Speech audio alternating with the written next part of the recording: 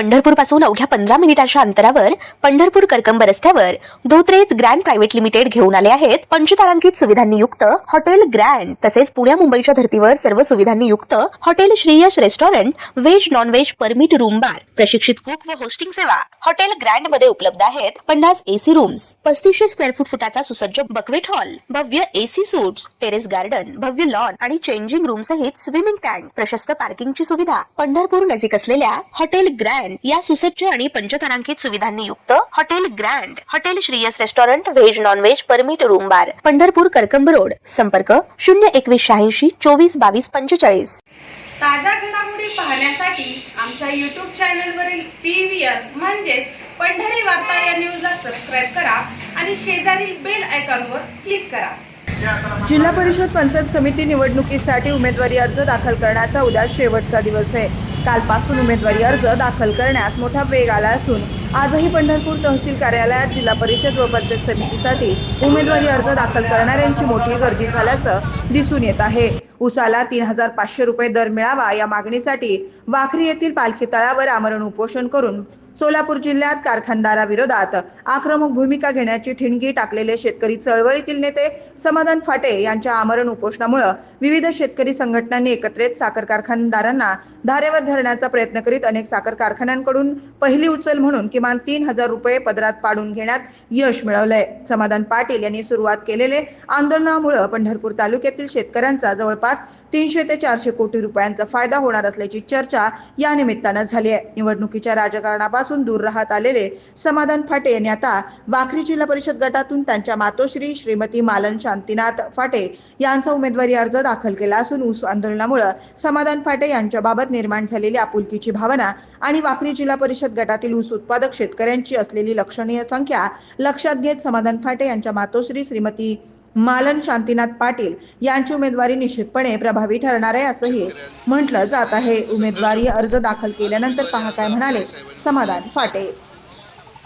आज आपल्या महाराष्ट्राचं दैवत गोरगरिबांचं, कष्टकऱ्यांचं, पांडुरंगाचा आशीर्वाद घेऊन या जिल्ह्यातील सर्वसामान्य गोरगरीब शेतकऱ्याला न्याय देण्यासाठी आणि या वाखरी गटातील, जिल्हा परिषद गटातील जे रांजलेला गांजलेला ज्याला आतापर्यंत न्याय मिळाला नाही त्या मतदारसंघामध्ये या चळवळीच्या माध्यमातून या मोठ्या मोठ्या राजकीय धेंडांनी इलेक्शन आलं की पैसे टाकून त्यांचा स्वाभिमान खरेदी करून घ्यायचा आणि परत मात्र 5 वर्ष त्यांच्याकडे बघायचं नाही, ह्याला कुठतर वाचा फोडायची आहे आणि इथल्या गोरगरीब, मजूर, दीन दलित ह्या सगळ्यांना न्याय द्यायची भूमिका घेतले म्हणून आज अर्ज भरून आता पांडुरंगाचा आशीर्वाद घेतला आणि आजपासूनच प्रचाराला चालू करणार आहे। कुठल्या पार्टीकडून भरलाय, काय उमेदवारी? माझी पार्टी आणि माझा पक्ष ही माझी सामान्य मायबाप जनता आहे आणि त्या जनतेच्या जीवावर मी उभा आहे। माझ्या मागं कुणी नेता नाही, माझ्या मागं कुठली पार्टी नाही, कुणी नाही, कारण ज्याच्याकडे नेता आणि पार्टी आहे तिथं मोठा भ्रष्टाचार आहे आणि तुम्हाला मला लुटून काटा हाणून भ्रष्टाचार करून तीच पैसा उद्या त्याच वाखरी गणात उधळायचा यांचा नाद आहे।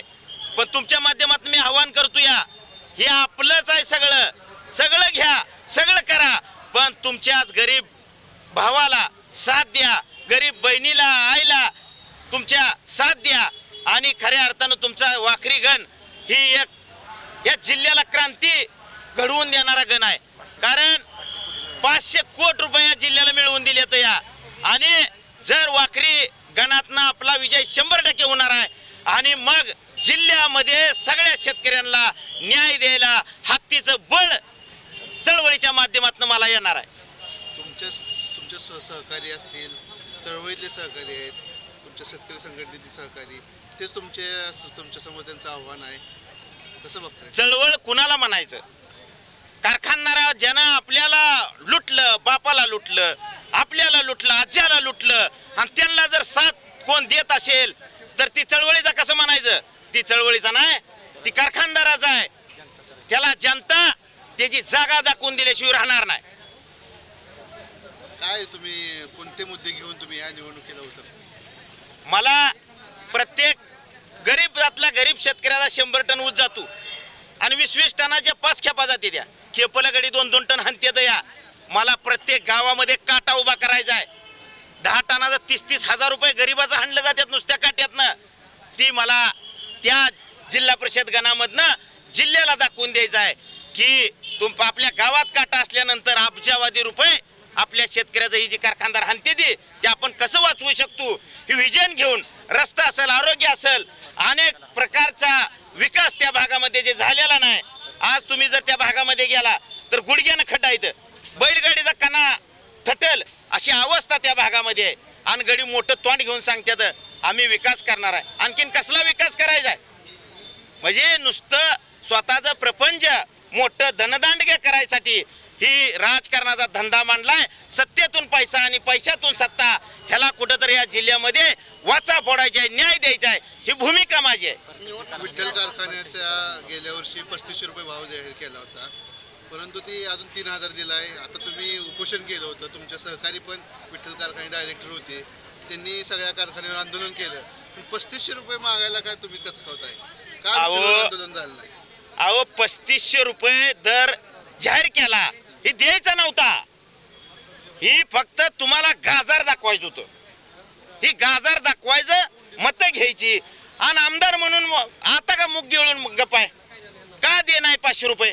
अनेक वेळेला आम्ही भांडलोय, अनेक वेळेला निवेदन दिली, कारखान्यावर जाऊन चर्चा केली. दुसरं कारखाना तुम्ही बंद पाडलं, विठ्ठलवर का गेला नाही? नाही, विठ्ठल सुद्धा बंद पाडायचा. तानाजी बागल तुमचे सहकारी होते तुमच्या आंदोलनात, ते संचालक होतं, सचिन पाटील संचालक होतं.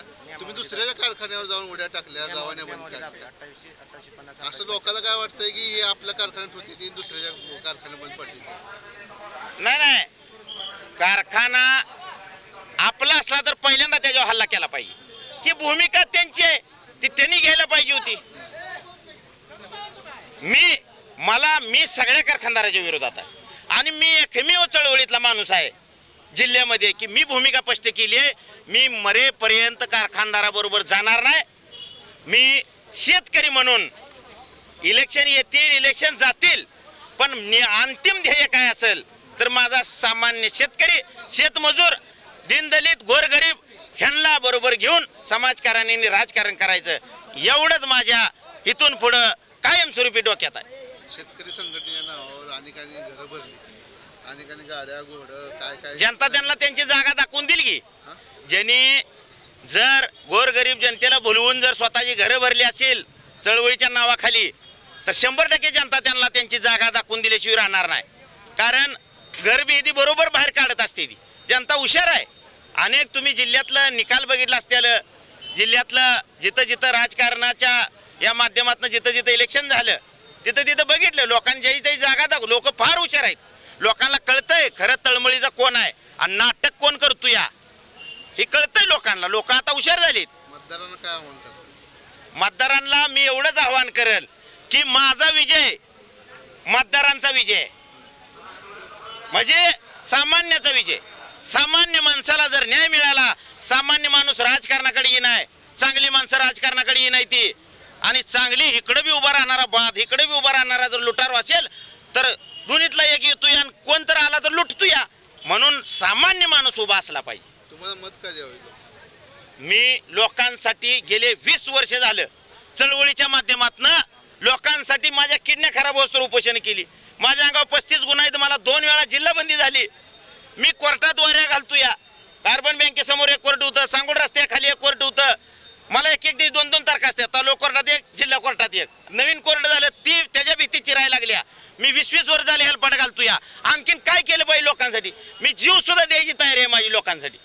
म्हणजे मी प्राणपणाला लावलाय. मला उपोषणामध्ये मला आणखीन 1-2 दिवस जर मार्ग निघाला नसता तर माझं काय झालं असतं. म्हणजे हे सगळ्या लोकांनी बघितले. ह्याच्यापेक्षा दुसरं, जीवापेक्षा दुसरं काय महत्वाचं नाही. मी जीव वतून टाकलाय लोकांसाठी आणि जे काय इथनं पुढे करायचं आहे ते सामान्यासाठी करायचं आहे.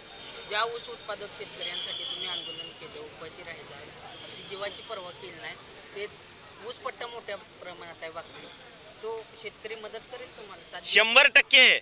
त्यांच्या अंतकरणाला माहित आहे बँकेत स्लिप भरताना ही 20,000, 50,000, 1 लाख, 2 लाख आगाव आल्यात ती कुणामुळे आल्यात या ही प्रत्येकाला माहिती आहे. कुणी जीव पणाला लावला, कोण आबदलं, कुणी गावगाव सगळ्या सभा घेऊन या माहोल उठवून शेतकऱ्यांना जागे केलं, ही सगळ्या जिल्ह्याला माहिती आहे. गटाला तर माहितीच आहे, कारण त्याच गटात होतं आंदोलन. पण जिल्ह्याला माहित आहे की हा माणूस प्रामाणिकपणे झटतोया. 2017ला सुद्धा आपण 9 दिवस उपोषण करून या जनतेला न्याय मिळवून दिला होता. त्यावेळेला काय आपल्या समोर भविष्यात राजकारण करायला डोक्यात नव्हतं. असतं तर मी त्यावेळेला उभा राहिलो असतो. पण माझी उमेदवारी ही लोकांनी जाहीर केली, जनतेने जाहीर केली. तुम्ही उभा राहायला लागते अध्यक्ष. तुम्ही माघार घेऊ नका. तुम्हाला कोण लालच दाखवल, तुम्हाला दबाव आणल, तुम्हाला कोण काय बी म्हणाल, पैसा नाही काय, आम्ही वर्गण काढू. आम्ही तुमच्या मागे एक वोट एक नोट म्हणून उभा राहू. पण तुम्ही उभा राहायला लागते. मला त्या गटातनं एका गावातनं रोज 15-15, 20-20 फोन येतात. म्हणून मी उमेदवारी जाहीर केली. नाहीतर माझ्या डोक्यात सुद्धा नव्हतं लढायचं. तुम्हाला खरं सांगतो, काही जरी झालं तर आता माघार नाही. अजिबात नाही. काही झालं तर माघार नाही. लढणार आणि विजय बी होऊन येणार.